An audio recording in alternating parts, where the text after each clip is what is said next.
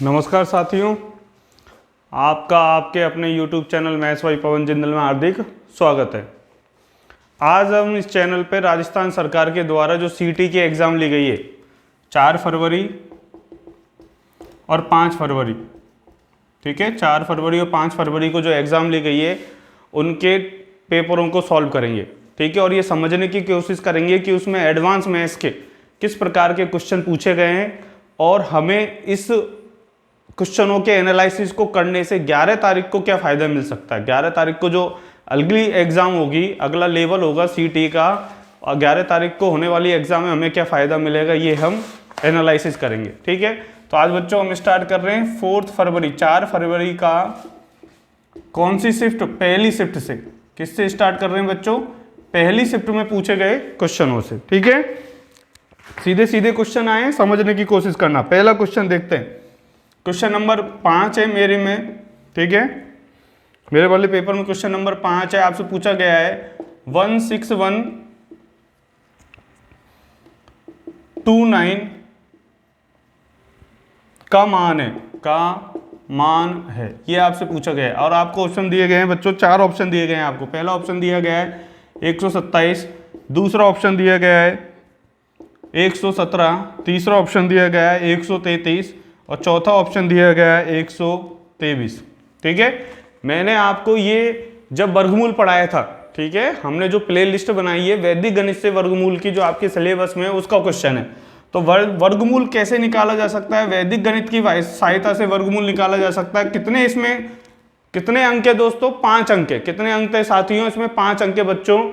तो विलोकनम विधि, कौन सी विधि? विलोकनम विधि का यूज कर सकते हो आप। किस विधि का यूज कर सकते हो? विलोकनम विधि का। विलोकनम विधि 5 से 6 अंकों के लिए किसी भी संख्या का वर्गमूल निकाला जा सकता है। दूसरी विधि आप लगा सकते हो अभाज्य गुणनखंड विधि।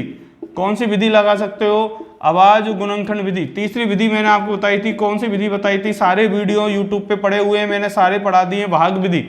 कौन सी विधि पढ़ाई थी? भाग विधि। 5 विधि मैंने आपको बताई बीजांक विधि।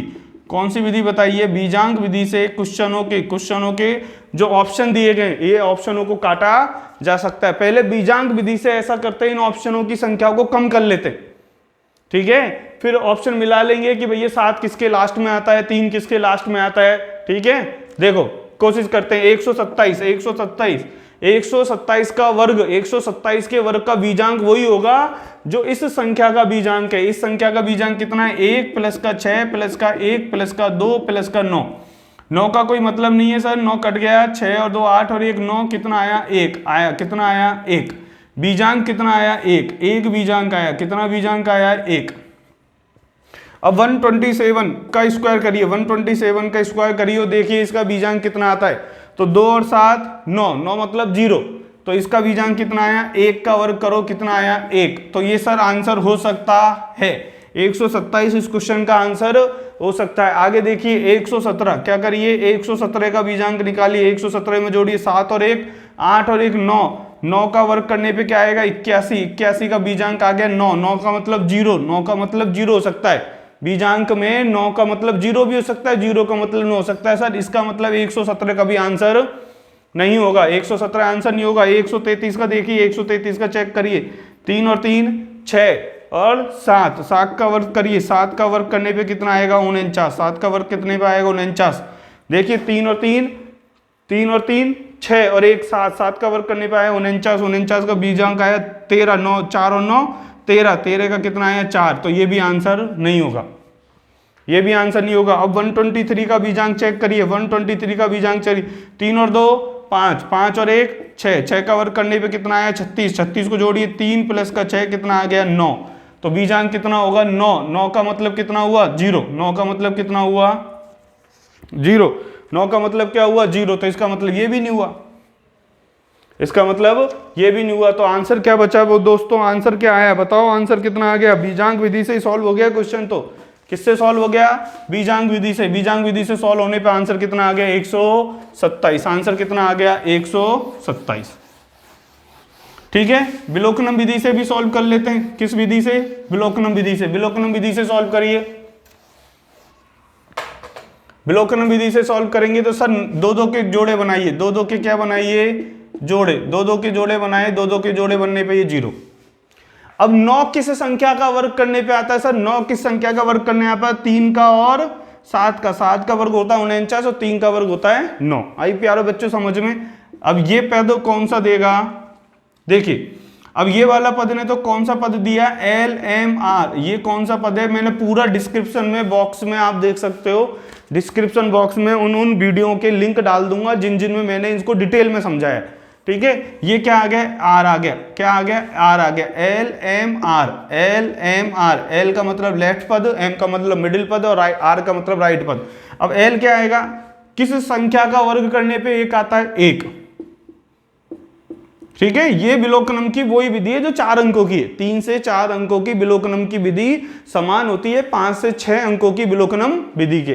तो सर या तो 1M3 या 1M7 का ये क्या होगा?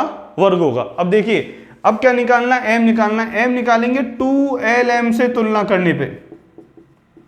किससे तुलना करने पर? 2LMM से। किससे तुलना होगी? 2LMM से। तो 2LM से तुलना करो तो 2 कितना है? 2L कितना है सर? L है 1, M कितना है? M। अब इसकी तुलना किससे होगी? इसकी तुलना मैंने आपको बताई है, तुलना करना मैंने आपको सिखाया, आपको याद हो 16129 है, इसकी तुलना होगी। इसमें से क्या घटा देंगे? 1 जो पूर्ण वर्ग संख्या है, उसके बाद इस संख्या को ले आएंगे यहाँ पे, इसकी तुलना होगी 6 से। ठीक है, 6 से तुलना करेंगे और M के उस मान पे रुक जाएंगे जिस पे M को गुणा करने पर, जिसको इस संख्या से गुणा करने पे 6 के बराबर आए या 6 से ज्यादा आए, उससे पहले का मान होगा। ठीक है, M को गुणा करते M का मान रख के चेक करेंगे, जिस मान पे M का मान, जिसका मान, जो मान रखने पे बच्चों, जो मान रखने पे M का मान रखेंगे, 1 2 3 4 5 6 रखते चलेंगे ना।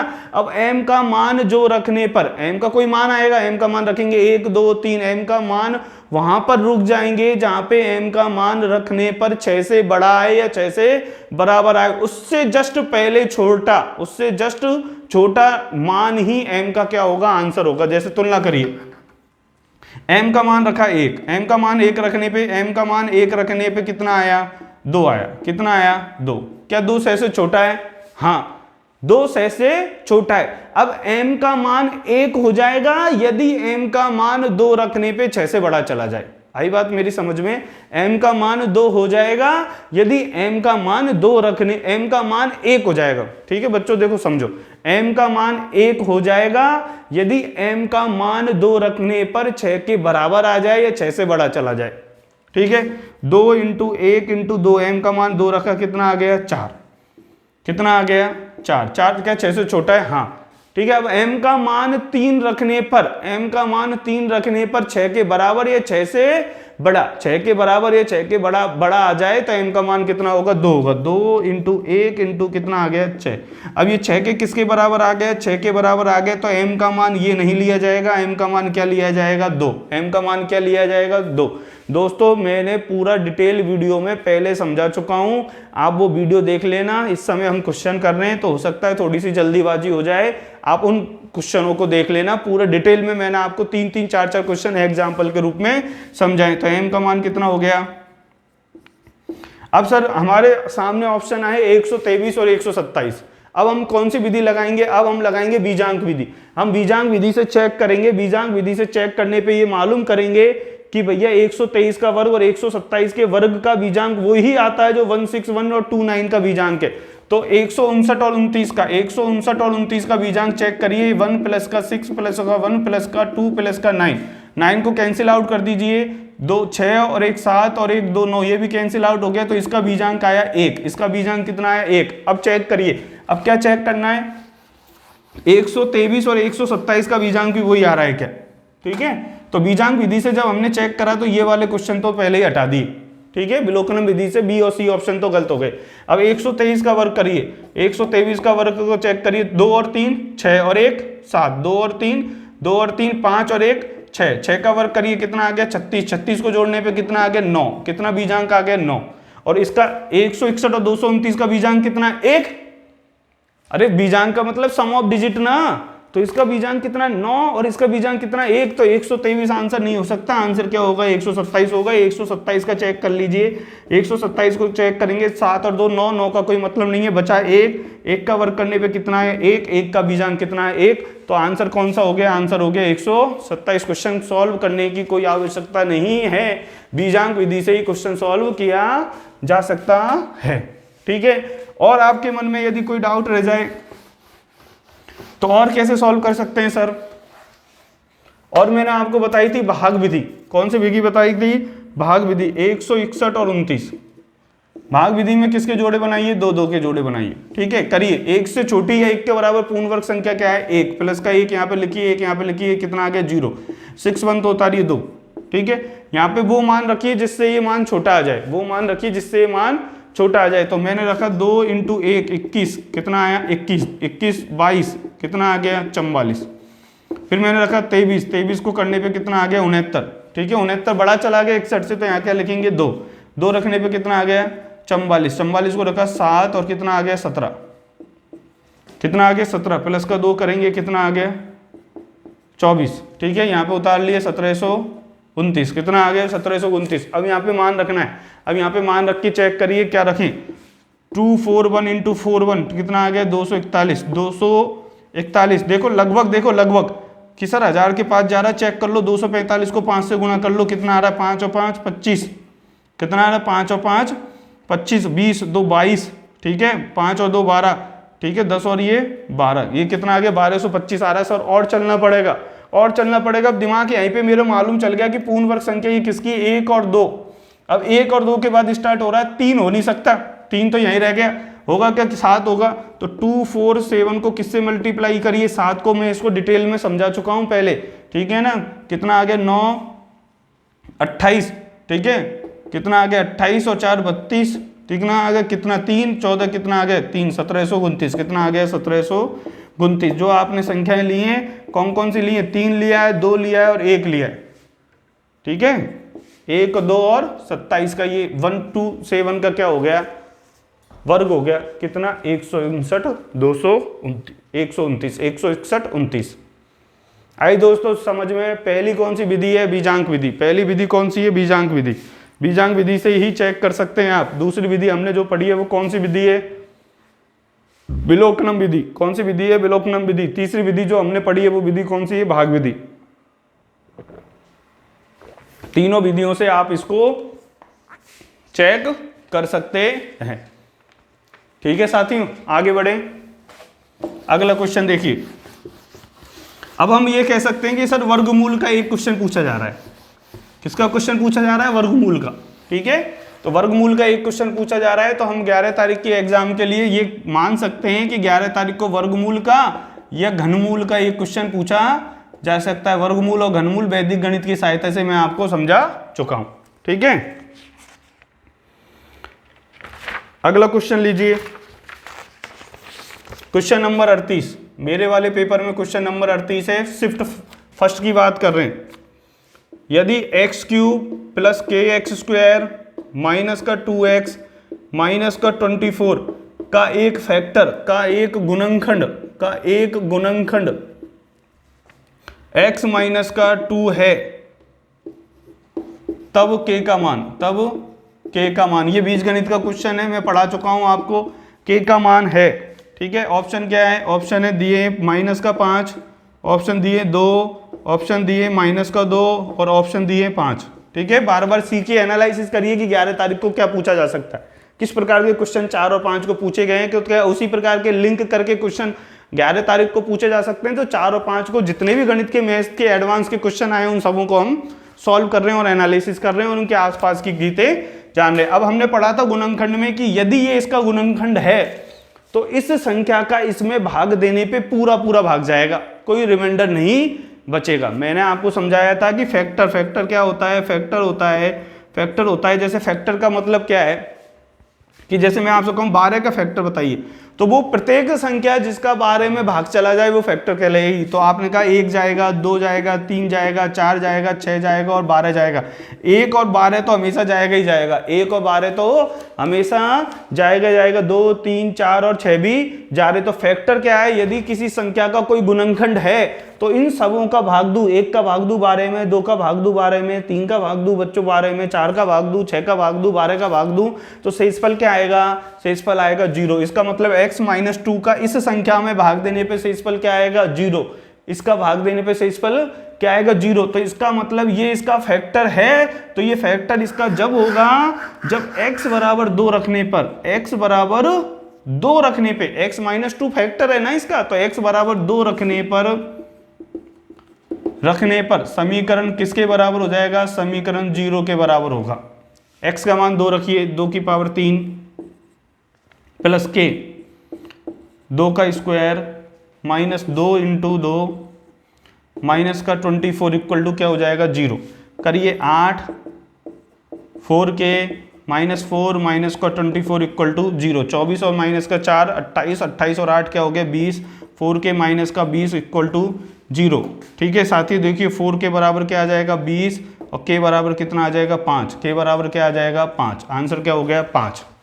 ठीक है। यदि इसमें, ठीक है समझिए, यदि इस समीकरण में a फैक्टर है, a का भाग देने पे, ठीक है, मान लो कि x प्लस का a इसका फैक्टर है, x प्लस का a क्या है? इसका फैक्टर है। तो x बराबर -a रखने पे ये समीकरण क्या हो जाएगा? 0 हो जाएगा। यदि x माइनस का a एक फैक्टर है तो x बराबर a रखने पर ये क्या हो जाएगा? 0 हो जाएगा। x बराबर a रखने पे क्या हो जाएगा? 0 हो जाएगा। आगे बढ़िए।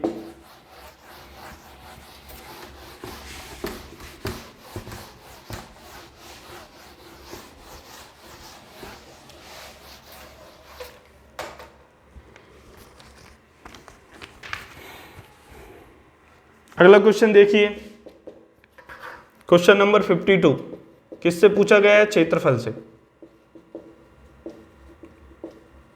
ठीक है, क्षेत्रफल से पूछा गया। देखिए इसमें कह रहा है एक गोले का व्यास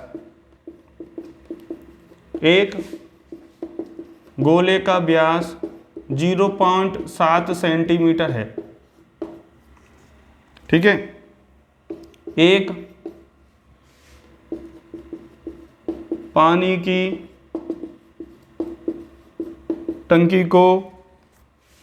की टंकी से 3000 गोले पूर्ण रूप से भरकर पानी बाहर निकाला जाता है। तो बाहर निकलने वाले पानी का आयतन बताइए। ठीक है, आपको ऑप्शन दिए, पहला ऑप्शन दिया 430 सेंटीमीटर क्यूब, घन सेंटीमीटर। दूसरा ऑप्शन दिया है 539 सेंटीमीटर क्यूब। तीसरा ऑप्शन दिया है 530 सेंटीमीटर क्यूब। चौथा ऑप्शन दिया है 439 सेंटीमीटर क्यूब। आपसे कह रहा है एक गोले का व्यास दिया है, मतलब व्यास होता है त्रिज्या का दुगना। ठीक है, व्यास होता है त्रिज्या का दुगना। तो d बराबर कितना हो जाएगा? 2r। तो d बराबर कितना दिया है? 0.7। तो r का मान आ गया गुरुजी 0.7/2 सेंटीमीटर। अब आपने क्या करा, एक पानी की टंकी से 3000 गोले पूर्ण रूप से भर के पानी से बाहर निकाल दिए। ठीक है, तो एक और उसका आयतन पूछा है, किसका? टंकी का। अब कितने गोले से बाहर आ गया पानी? पूरा 3000 गोलों से। कितने से गोलों से आ गया? 3000 गोलों से। तो 3000 गोलों का आयतन निकालना है। 3000 गोलों के आयतन के बराबर ही टंकी में क्या होगा? पानी होगा। तो 3000 इंटू 4/3 पाई, पाई कितना 22/7 इंटू r³ r³ ये क्या लिख रहा हूं मैं 4/3 पाई r³, ये क्या है 4/3 पाई r³, ये गोले का आयतन। किसका आयतन है ये? गोले का आयतन है। किसका आयतन है ये? गोले का आयतन। 3000 into 4/3 into 22/7 into r³, r का मान देखिए, r का मान है 0.7/2, 0.7/2 और 0.7/2। देखो बच्चों ठीक है क्या? करें सॉल्व। 3 जीरो कट जाएंगी सर, ये जीरो नीचे आएगी जो सब कट जाएंगी, सारी की सारी जीरो आएंगी जो कट जाएंगी। ठीक है, एक एक जीरो नीचे आएगी। 2 से काट दीजिए, 2 एकम 2, 2 दूनी 4 कट गया। 2 से इसको काट दीजिए कितनी बार? 11 बार। 3 से इसको काट दीजिए, 3 से इसको काट दीजिए 3 बार। 7 से 7 को काट दीजिए तो बचा क्या? 49। किसी संख्या को 11 से गुणा करना आसान है, किसी भी संख्या को 11 से गुणा करना क्या आसान है? आसान है। 4 को यहाँ लिखिए, 9 को यहाँ लिखिए, 4 और 9 का जोड़ा लिखिए 13, 13 आगे 2 अंकों की संख्या, तो एक यहाँ पे लिख दीजिए 539। कितना आ गया? 539 सेंटीमीटर क्यूब। कितना आ गया? 539 सेंटीमीटर। बड़ा आसान क्वेश्चन है, फॉर्मूले पे बेशक पूछा गया है। क्षेत्रफल में जो भी क्वेश्चन पूछा गया है, मतलब पहली शिफ्ट में क्षेत्रफल में जो क्वेश्चन पूछा गया है वो किस पे पूछा गया है? फॉर्मूले पे आधारित पूछा गया है।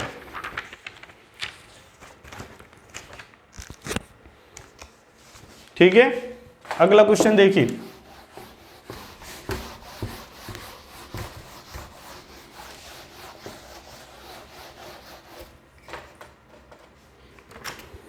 अगला क्वेश्चन देखिए।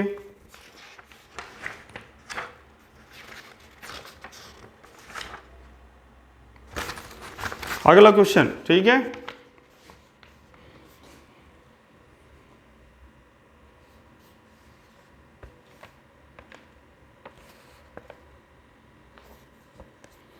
देखिए क्वेश्चन नंबर 101।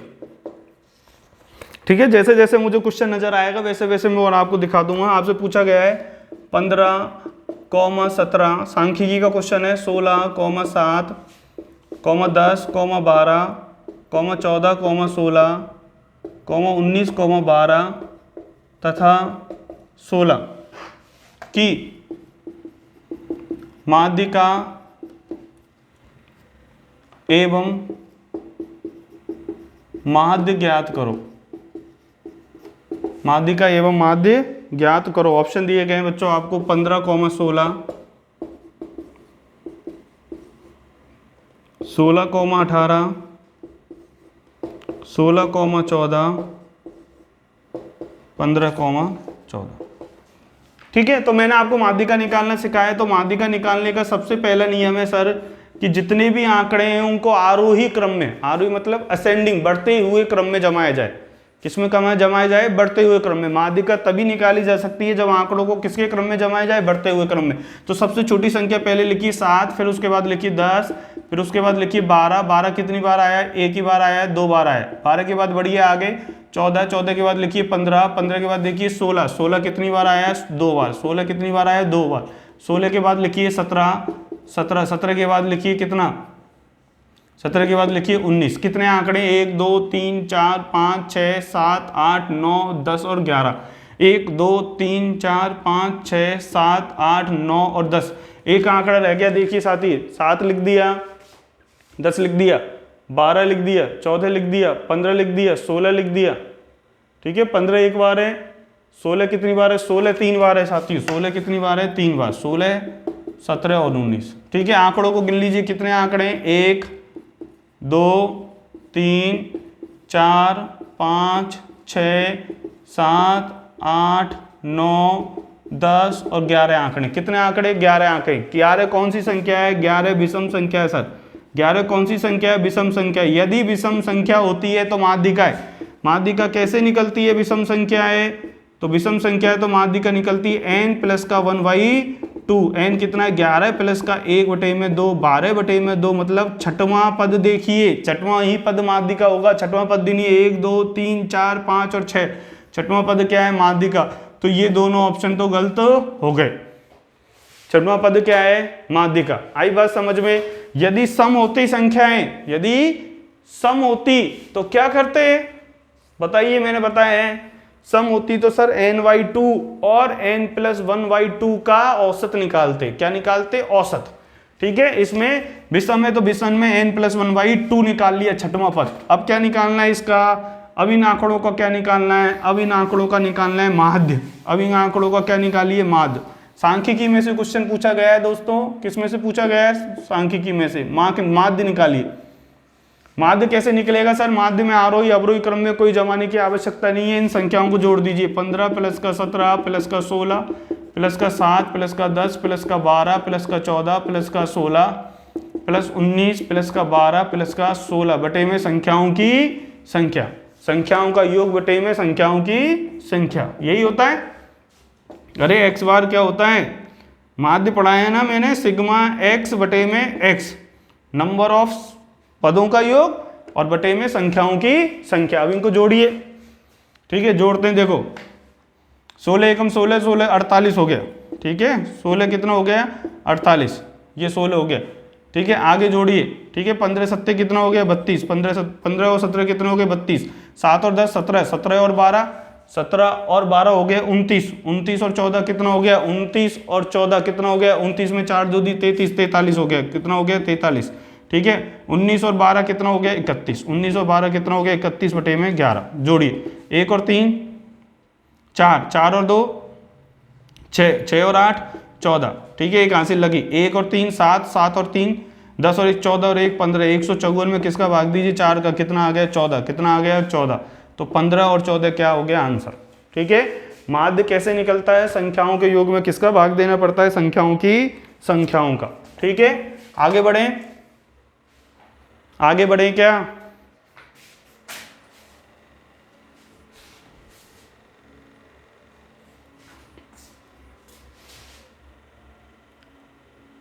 ठीक है, आगे बढ़ते हैं।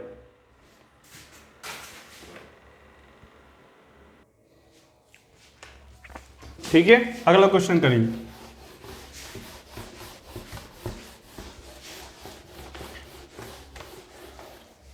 अगला क्वेश्चन करिए, आसान है। देखिए अगला क्वेश्चन, क्वेश्चन नंबर 105। मेरा वाला जो पेपर है उसमें 105 है भैया, आपके में कुछ और भी हो सकता है। एक खंभे के द्वारा डाली गई परछाई की लंबाई, ठीक है, बड़ा आसान क्वेश्चन है कि एक खंभे के द्वारा डाली गई परछाई की लंबाई, एक खंभे के द्वारा जो डाली गई परछाई है उसकी लंबाई खंभे की लंबाई का √3 गुना है। और आपसे क्या पूछा है, उन्नयन कौन पूछा है, कौन सा कौन पूछा है, उन्नयन, ठीक है। ये तो आपको मालूम है क्या है, खंभा,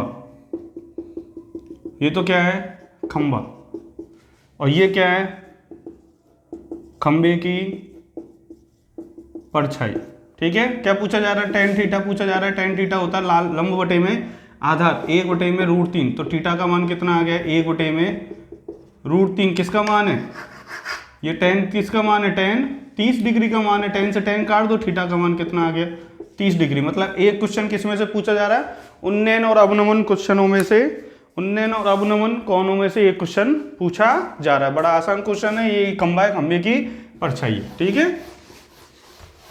क्वेश्चन नहीं लिखा है मैंने, आसान क्वेश्चन है इस वजह से। वैसे तो सारे क्वेश्चन आसान है पढ़ने वाले के लिए। अगला क्वेश्चन देखिए, क्वेश्चन नंबर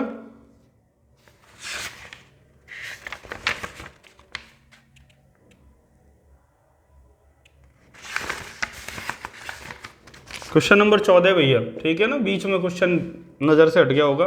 बिंदु दिए हैं आपको 3,7 और बिंदु दिए -2,1। आपको याद होगा तो मैंने एक टेबल बनवाई थी आपको, ठीक है।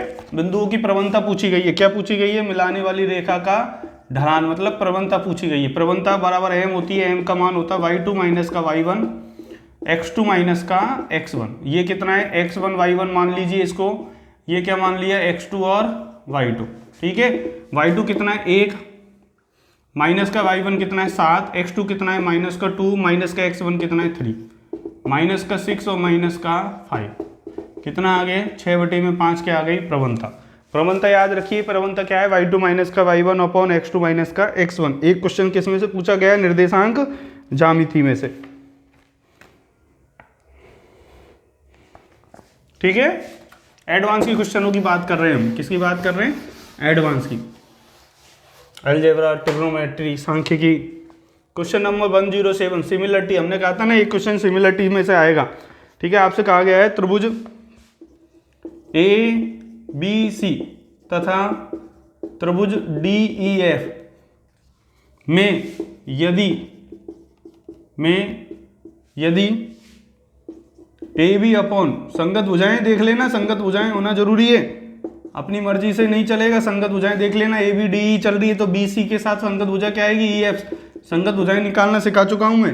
सी ए बटे में एफ डी कितना दिया है, 3 बटे में क्या दिया है, 5, 3 बटे में 5 दिया गया। और इनके क्षेत्रफलों का अनुपात पूछा है। क्या पूछा है, क्षेत्रफलों का अनुपात। मैंने सिखाया था आपको, क्या सिखाया है, क्षेत्रफलों का अनुपात पूछा गया है। क्षेत्रफलों का अनुपात क्या होता है, संगत भुजाओं के वर्गों का अनुपात, संगत भुजाओं के वर्गों का अनुपात होता है ना, बोलो हाँ या ना, वर्गों का अनुपात। तो 3/5 का वर्ग करिए, 3/5 का वर्ग करिए, 3/5 का वर्ग करने पे कितना आएगा, 9/25। कितना आएगा, 9/25। कौन सा ऑप्शन सही है, बी ऑप्शन सही है। ठीक है, आगे बढ़िए।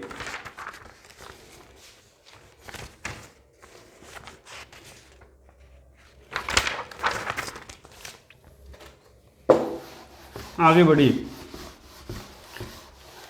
अगला क्वेश्चन पूछा गया ट्रिग्नोमेट्री में से एक त्रिकोणमितीय अनुपात का मान दिया गया है, दूसरा त्रिकोणमितीय अनुपात पूछा गया है साइन अल्फा बराबर 3/4। अब ये कर्ण 5 में तो मान लेना 3 4 5 3 4 5 रहता है आपके दिमाग में। तो साइन अल्फा दिया है, लंब बटे में कर्ण, लंब का मान कितना हो गया 3, कर्ण का मान कितना हो गया 4। तो आधार कैसे निकलेगा, एक बार जोड़ दो एक बार घटा दो, 4 और 3 1, और एक बार जोड़ दो कितना आ गया, √7। सिखाया था ना आधार और लंब निकालना।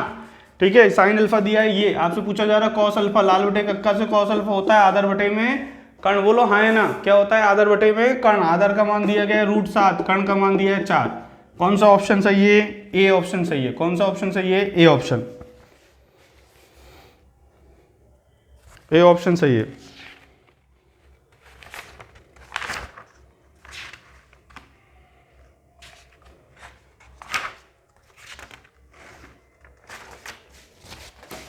ठीक है, अगला क्वेश्चन देखिए, क्षेत्रफल में से एक और क्वेश्चन पूछा गया है। एक 2D में से पूछा गया है, एक 3D में से पूछा गया है। ठीक है, 8वें नंबर का, एक तार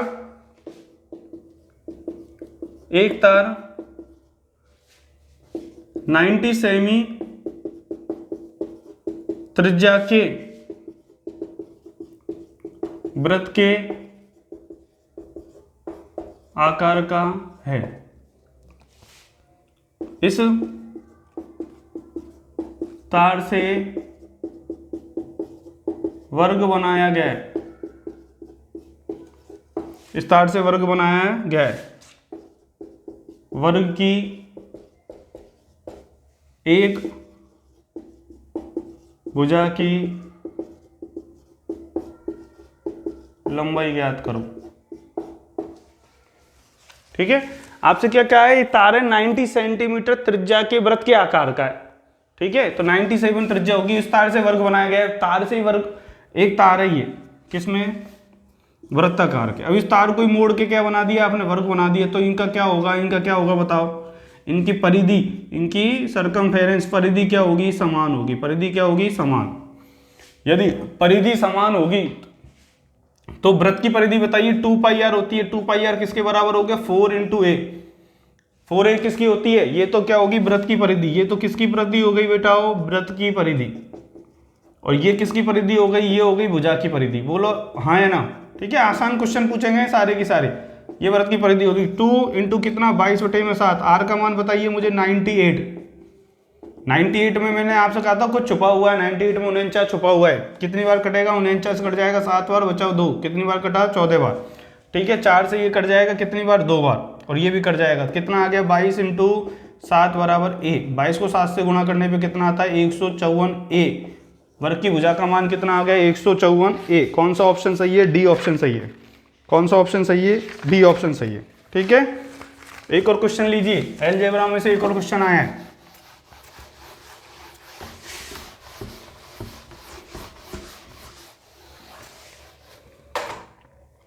ठीक है, आपको दिया गया है L1x + m1 plus n1 equal to 0, L2x m2 0। ठीक है, ये हैं यदि L1 अपॉन L2 बराबर m1 upon m2 not equal to n1 upon n2, ये दिया गया है। ठीक है, तो आपसे पूछा जा रहा है तो ये रेखाएं कैसी होंगी? ठीक है, ये रेखाएं कौन सी होंगी? प्रतिच्छेदी होंगी क्या?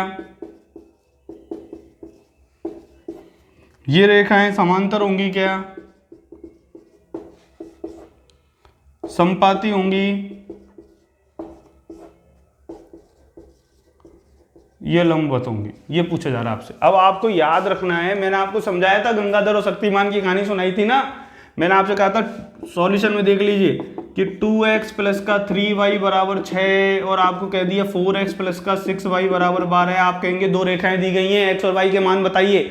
नहीं है दो रेखाएं, ये दो रेखाएं नहीं दी गई हैं, केवल क्या दी गई है? एक ही रेखा दी गई है, गंगाधरी शक्तिमान है भाई साहब। ये गंगाधर रहा, ये शक्तिमान रहा। गंगाधरी क्या है? शक्तिमान। इसका कहने का मतलब क्या है? मजाक के रूप में कहा गया है ये तो कि ये दोनों रेखाएं एक है। यदि दोनों रेखाएं एक ही हैं तो इनमें L1 upon L2, M1 upon M2 और N1 अपॉन N2 क्या आएंगे? बराबर आएंगे। तो ये रेखाएं कौन सी होंगी? एक ही रेखा होंगी, एक दूसरे की साथी होंगी, एक ही होंगी, तो संपाती होंगी। बोलो हाँ है ना? ये कंडीशन दी गई है क्या? नहीं दी गई है तो ये रेखाएं संपाती नहीं है। आई बात समझ में? फिर मैंने आपसे कहा था निर्देशांक ज्यामिति में, मैंने आपको बताया, कहा गया आपसे कि भैया एक समांतर रेखाएं कैसी बनती हैं? समांतर रेखाएं बनती है सर, समांतर रेखाएं बनती हैं L1 अपॉन L2 बराबर M1 अपॉन M2 और not equal to N1 upon N2। जैसे मैंने आपसे कहा 3x प्लस का 4y बराबर 6 और 3x प्लस का 4y बराबर 8 है। तो ये रेखाएं दोनों क्या होंगी? ये दोनों रेखाएं होंगी समांतर रेखाएं होंगी। क्या होंगी? समांतर रेखाएं। क्योंकि इनकी प्रवणता निकालोगे ना, प्रवणता, तो प्रवणता क्या आएगी? इनकी समान आएंगी। तो ये रेखाएं क्या होंगी?